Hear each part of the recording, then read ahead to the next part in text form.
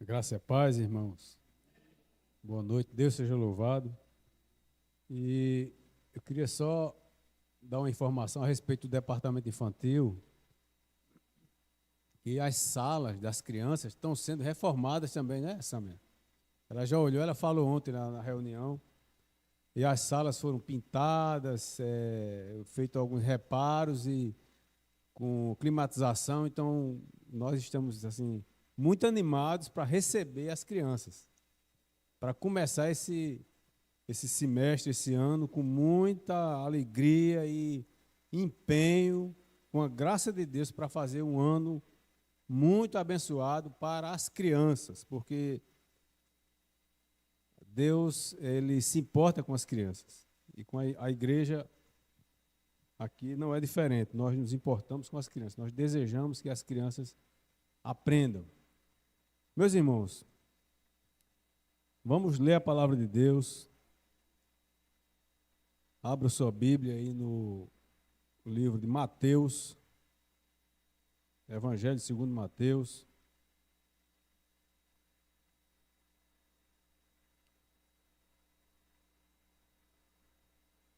Enquanto você abre sua Bíblia aí no Mateus capítulo, vamos ler no capítulo 6. Eu fiquei muito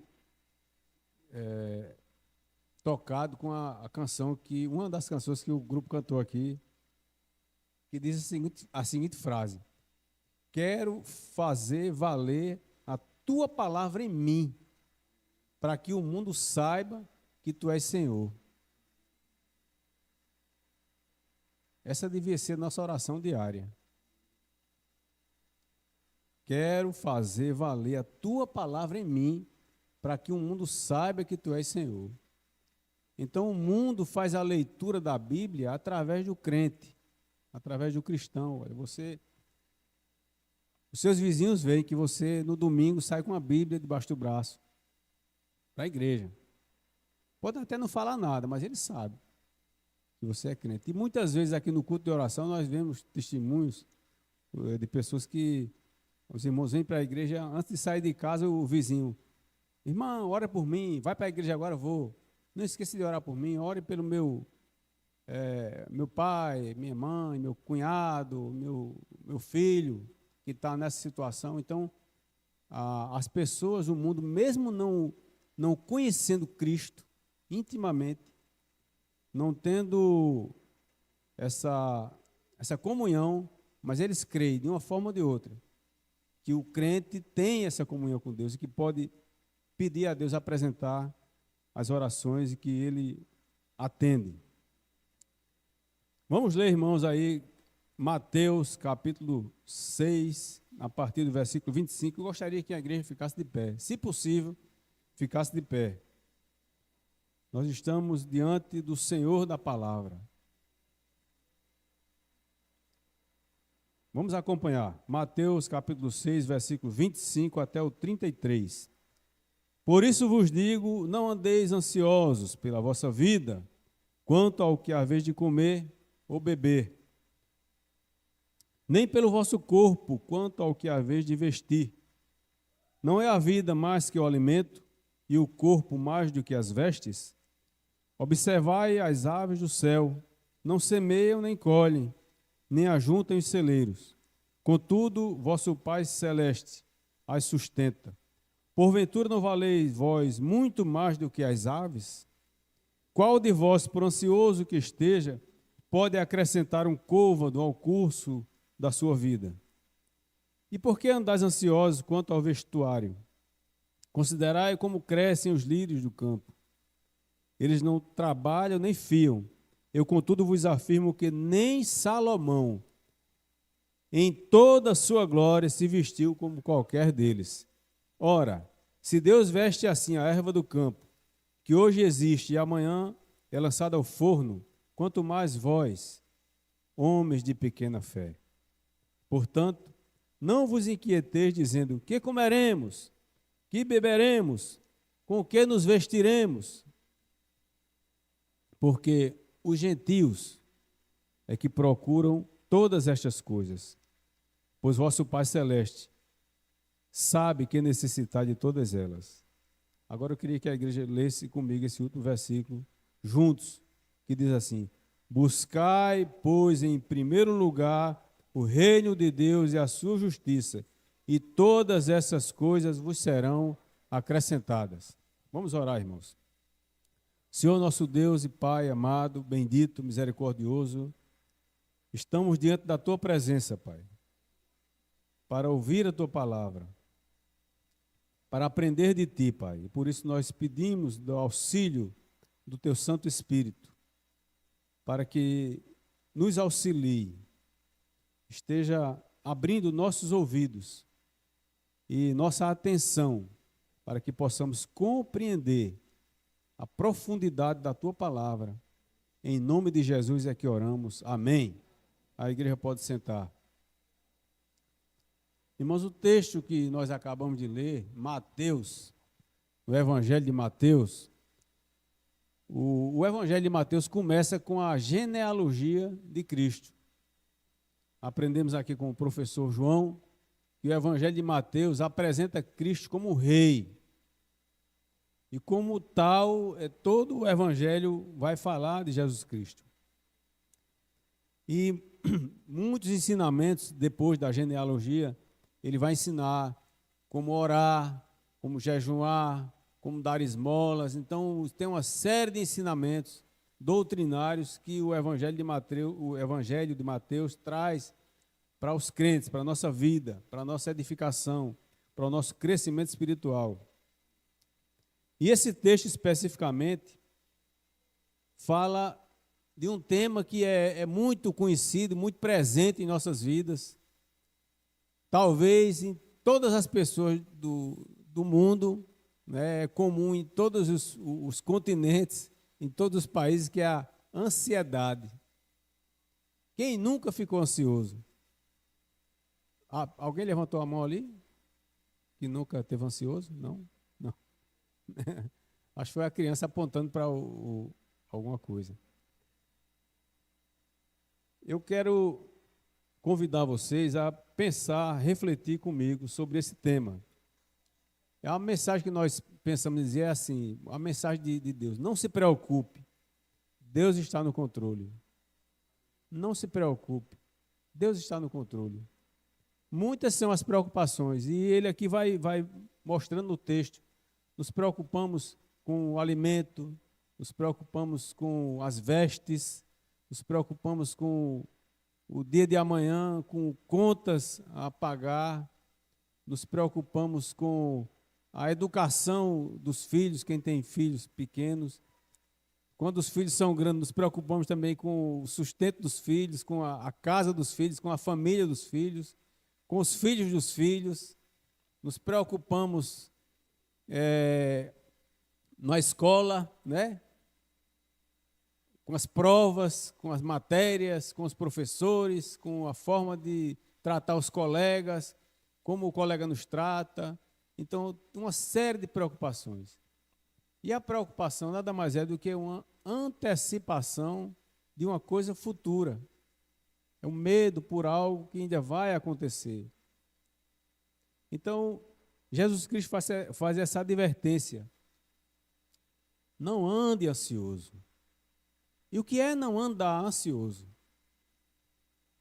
Ansiedade é comum a todas as pessoas. Ficamos ansiosos em algum momento, tenho certeza que todo mundo já ficou ansioso.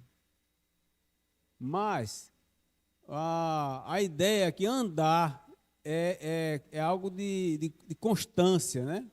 Andar é continuadamente você viver ansioso. Nunca está descansado, nunca está em paz. E esse é um conselho para... Jesus estava falando para os seus discípulos, aquelas pessoas que estavam ao redor dele. E essa lição serve para nós hoje. Não andeis ansiosos. E em seguida, ele diz assim: por que você não deve andar ansioso? Porque são criaturas de Deus, filhos de Deus. Deus criou você. e depois ele escolheu.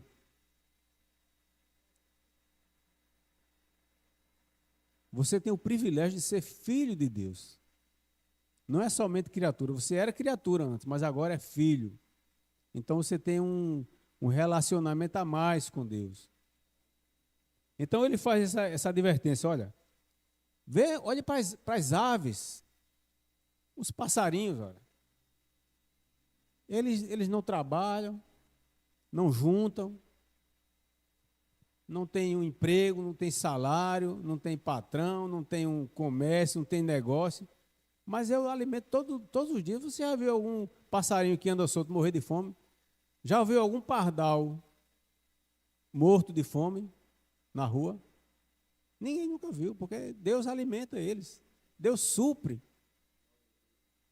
Então, ele mostra com esses exemplos assim do dia a dia, para que a gente possa entender melhor. E em seguida, no versículo 26 ainda, eu estou falando do texto que nós estamos lendo, observai as aves do céu, não semeiam, nem colhem, nem ajuntam em celeiro, contudo, vosso Pai as sustenta. Deus sustenta. E aí vem a frase seguinte: porventura, por acaso nós não valemos muito mais do que as aves? Não, você não é mais importante do que um pardal, por exemplo,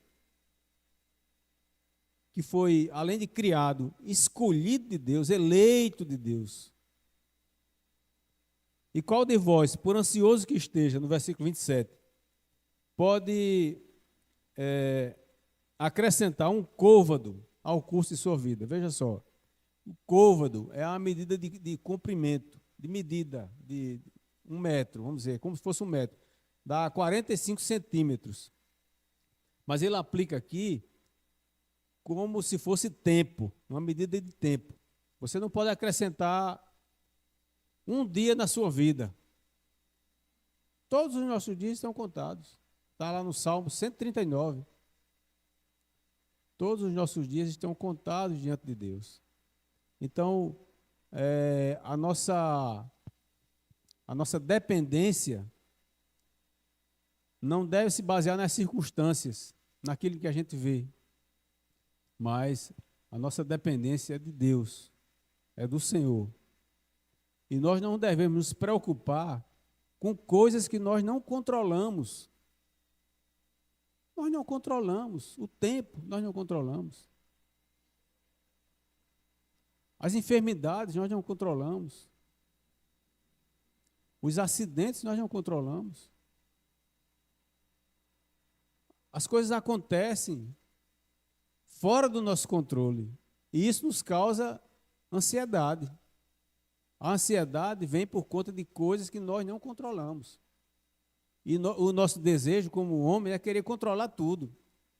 Querer saber tudo que está acontecendo, para onde o filho está, com quem está, a hora que está, se já comeu, se já tomou o leite, se não tomou.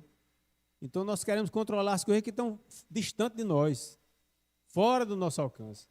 Então Cristo faz essa advertência, é o próprio mestre. E é bom entender, qual de vós, por ansioso que esteja, a nossa ansiedade não vai resolver as coisas. Não vai resolver. Você vai sofrer de forma antecipada. Ou seja, você vai sofrer antes por uma coisa que pode acontecer e talvez nem chegue a acontecer. Existem estudos que mostram que 70% das nossas preocupações não se concretizam. Então, na maioria das vezes, na maioria esmagadora das vezes, nós nos preocupamos inutilmente. Lembra, só para ilustrar um caso, quando Jesus ressuscitou, aliás, antes de ressuscitar, as mulheres foram ao túmulo levar especiarias para embalsamar o corpo, né? Então, as mulheres no caminho, elas iam pensando: quem vai tirar a pedra? Quem será que vai remover? Eu não tenho força. Eu não posso. Você também não pode. Nós não podemos. A pedra é muito pesada, é muito grande. nós não podemos remover a pedra. Então, aquela foi a ansiedade delas, da casa que elas saíram até chegar no túmulo. E o que aconteceu quando elas chegaram no túmulo? A pedra estava removida. Então, se preocuparam inutilmente. Outra ilustração que Jesus Cristo dá aqui é sobre as vestimentas. Ele fala assim, considerai como crescem os lírios no campo, os lírios do campo, falando da vestimenta, né? Por que andais ansiosos quanto ao vestuário? Eu sei que aqui ninguém se preocupa com as vestes, né? Os vestuários. Mas Jesus diz assim, olha, olhai os lírios, olhai não, ele não fala olhai, ele diz considerai. Considerai, por que ele diz essa palavra, considerai? Porque naquela época, naquela estação do ano, não tinha lírio nos campos, era para eles imaginarem. Quem estava ali, olha, imagina os lírios como são bonitos. E ele disse que nem Salomão, no auge do seu reinado, da sua riqueza, do seu poderio, da sua sabedoria, ele se vestiu como daquelas plantinhas do mato, que nasce no mato e morre. Então Jesus diz assim, olha, se eu visto assim, essas plantas, que hoje estão bonitas, e amanhã vão ser jogadas no fogo, quanto mais vós. Quanto mais vós. Ora, se Deus veste assim a erva do campo, que hoje existe e amanhã lançada no fogo, quanto mais vós, homens de pequena fé. Aí ele toca na ferida da nossa fé, da nossa crença.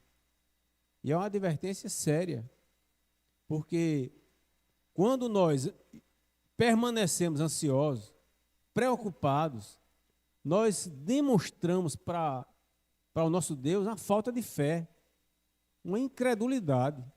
Nós não confiamos na providência de Deus. A nossa mensagem para o Senhor é que nós devemos controlar as coisas e não Deus. Então ele diz, homens de pequena fé, portanto, não vos inquieteis dizendo que comeremos, que beberemos, com que nos vestiremos. No 32, por quê? Olha só, depois de tocar na ferida da fé, ele vai dizer que essas preocupações são próprias dos gentios, dos incrédulos. Os incrédulos é que se preocupam desse jeito. É que tem essa falta de fé, essa ansiedade constante e interminável. Então, nós, como cristãos, né, e lendo essa mensagem, fica bem claro que Deus quer falar conosco. Fica bem claro. Vocês não são gentios. Vocês não são gentios. Vocês têm a ferramenta que é a palavra de Deus para alimentar os seus corações. Então, meus irmãos, no versículo 33, ele vai dizer, buscai, pois, em primeiro lugar, o seu reino, ou seja, o reino de Deus, e a sua justiça, e todas essas coisas vos serão acrescentadas. Depois de todos esses conselhos, né, do Senhor, ele nos adverte com essa lição, né? Olha, vocês estão se preocupando à toa, vocês estão com essa ansiedade, mas o que vocês deviam fazer era buscar, em primeiro lugar, o reino de Deus e a sua justiça, e todas as coisas serão acrescentadas. Quando eu era criança, eu ouvia muito os mais velhos dizer, né? Primeiro a obrigação, depois a devoção. Eu não sei quem já ouviu essa frase aqui. Primeiro a obrigação, depois a devoção. Mas a palavra de Deus não ensina assim. Ensina o contrário. Primeiro a devoção. Primeiro você ajoelha, ora, e depois vai fazer o que tem que fazer. Não é assim? Então, em primeiro lugar, o reino de Deus. Busque em primeiro lugar o reino de Deus. Deve ser a prioridade em nossas vidas. Então, veja só, o verbo buscar, ele é como uma ordem de Deus, né? Quem é que deve buscar o reino de Deus? Sou eu. Deus já me salvou? Não já sou eleito de Deus? Então quem deve buscar? Sou eu. Eu não vou buscar pelo meu irmão, por outra pessoa, eu vou buscar por mim. Eu que tenho que levantar e buscar, sair atrás. Como é que eu faço isso? Então como é que eu faço isso? Como é que eu vou buscar o reino de Deus? Orando. O jardim de oração vai começar na próxima semana, sexta-feira, né? Vamos orar. Nos consagrar a Deus. Ter mais intimidade. Ler mais a palavra de Deus. Reservar um tempo. Será que ninguém tem tempo de orar? Ninguém tem tempo de ler a palavra? O dia tem 24 horas e nós não podemos reservar 10 minutos que seja para orar e ler a palavra, meditar. Orar e meditar, ou ler a palavra e meditar naquele versículo. Vou ler um versículo hoje de manhã. O Senhor é o meu pastor e nada me faltará. Então, buscar o reino de Deus é isso. É procurar conhecer mais o Mestre, conhecer mais o Senhor. À medida que nós o conhecemos, nós passamos a confiar mais. Quanto mais você convive com a pessoa, mais você confia. Eu confio na minha esposa, né? Já está ali. 34 anos de casado, vamos fazer em junho. Então a gente tem uma confiança. Eu sei que posso contar qualquer coisa para ela e ela não vai sair por aí espalhando. É importante a gente ter essa confiança. E no Senhor, principalmente. E em segundo lugar, irmãos, priorize as coisas do reino de Deus. Muitas vezes nós colocamos em segundo plano o reino de Deus.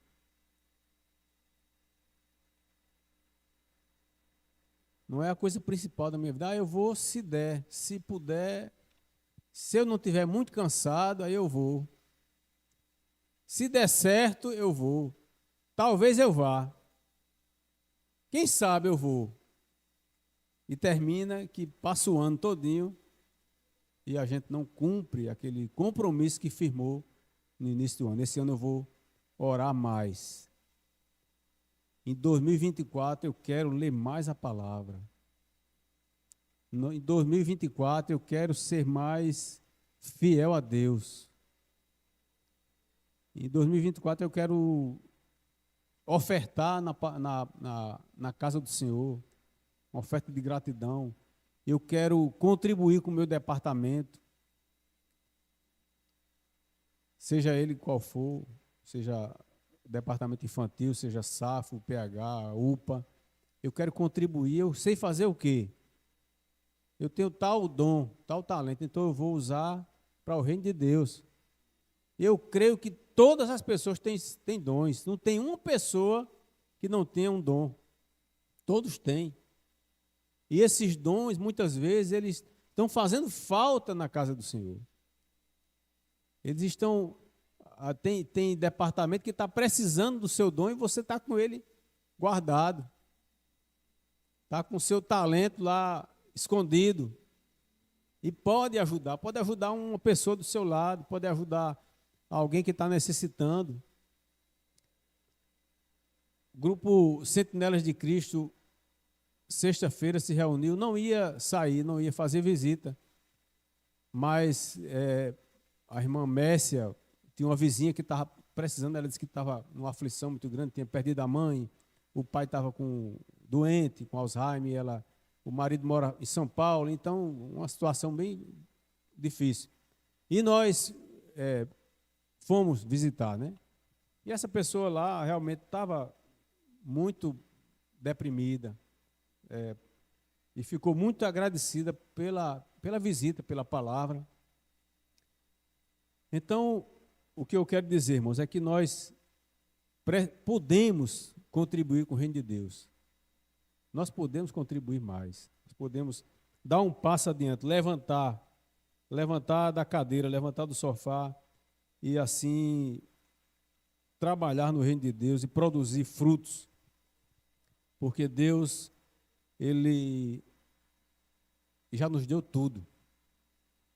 Já nos deu tudo. Toda a provisão de Deus já está diante de nós. Mesmo que você não esteja vendo agora, mas Deus já providenciou tudo. Provérbios 3, 7 e 8 diz assim: a palavra de Deus é remédio. Não seja sábio aos teus próprios olhos. Teme ao Senhor e aparta-te do mal. Será isto saúde para o corpo e refrigério para os teus ossos. Então, nosso alimento é a palavra de Deus. O nosso alimento é a Bíblia. E toda a Bíblia, ela contém palavras de vida eterna, de salvação, de cura. Então, é nessa palavra que nós devemos nos firmar. A ansiedade e a preocupação pode destruir vidas, mas Deus pode nos dar um renovo espiritual. Tem uma história, uma ilustração de um rei, de uma época muito distante, que era muito rico e tinha tudo. A família, saúde, propriedades e tudo que ele tinha, mas ele se considerava uma pessoa infeliz. Ele era triste. Ele andava abatido, cabisbaixo. Aí um certo dia ele caminhando pelo palácio, ele viu lá um serviçal, um empregado, esfregando o chão e cantando, né? Na maior alegria, na maior animação. Cantando, ele ficou intrigado com aquela cena. Aí ele foi até a pessoa e perguntou: me diga uma coisa, você, sendo um serviçal, uma pessoa tão simples e é tão feliz, por quê? Aí o homem disse: mas, meu rei, eu tenho uma casa para morar, tenho uma família, tenho um alimento e tenho esse trabalho, então eu sou feliz, não preciso de mais nada. E o rei ficou curioso, não disse mais nada, aí saiu, voltou. Quando chegou na sala dele, mandou chamar o conselheiro de maior confiança que ele tinha. E ele contou essa história para o conselheiro, que tinha encontrado esse homem, que é um serviçal, um empregado lá, e lavando o chão e feliz na vida. E ele disse: como é que pode? Ele, naquela situação, feliz, cantando, e eu, o rei, que tenho tudo e só vivo triste. Aí ele disse: não, rei, é porque ele faz parte do Clube 99. Aí o rei disse: e o que é isso? Olha, para saber, o senhor faz o seguinte: o senhor deixa na porta dele uma sacola com 99 moedas de ouro. Nem pode ser 100, nem 98, tem que ser 99. Aí o rei mandou entregar, né? E esse homem abriu a porta de manhã, encontrou esse saco de moeda e pegou logo e olhou o que tinha e ficou feliz, botou em cima da mesa e começou a contar. Aí contou e tinha 99. Ele disse: mas 99? É para ser 100. Está errado. Aí disse: não, eu tenho que trabalhar para completar as 100. Aí começou a se preocupar e aperreado. Aí não teve mais sossego. Acabou a paz do homem, porque Ele começou a fazer parte do clube 99. Então, o que é que eu quero dizer? Não faça parte do clube dos 99. Porque Deus, Ele nos dá 100% de vida. Tudo nós já temos. Vida eterna, salvação. E as outras coisas serão acrescentadas.